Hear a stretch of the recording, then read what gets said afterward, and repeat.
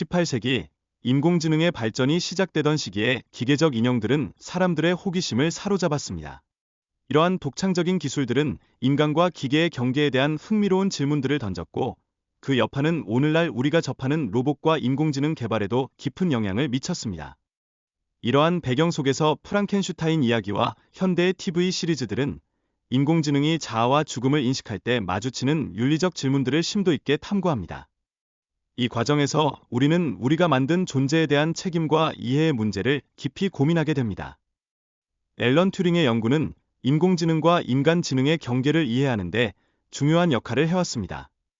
그의 이론은 현대 AI 개발의 중요한 기준점이 되어 주었으며, 인간 사고의 복잡성을 해명하는 데 기여하여 인공지능의 발전에 큰 영향을 미치고 있습니다.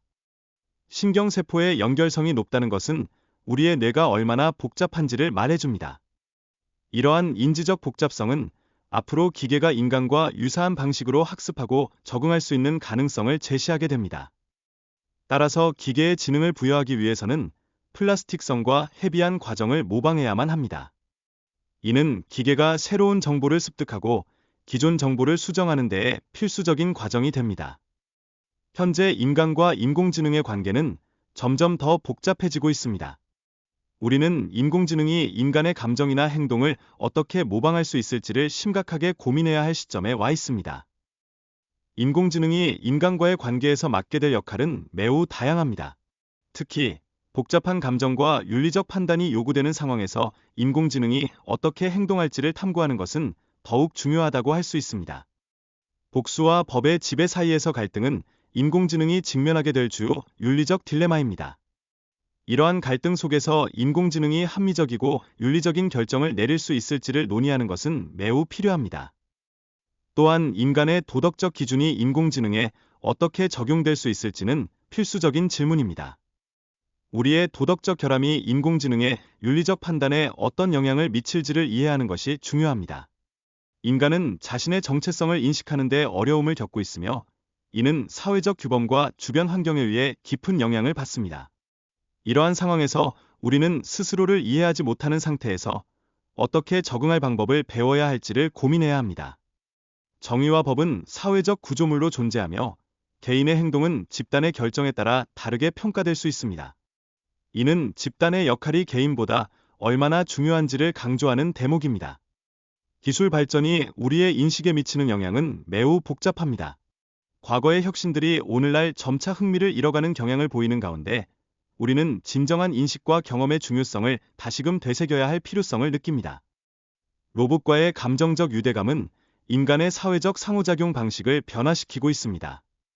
사람들이 로봇과 교류하는 과정에서 느끼는 감정은 실제로 인간관계와 유사한 방식으로 발전할 수 있습니다. 인간의 로봇에 대한 반응은 예상치 못한 방식으로 진화하고 있는 중입니다.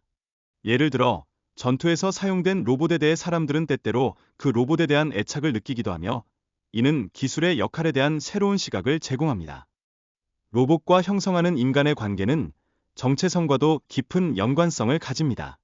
로봇이 우리의 일상생활에 점차 통합되면서 우리는 그들을 단순한 기계가 아닌 진정한 동반자로 인식하게 됩니다.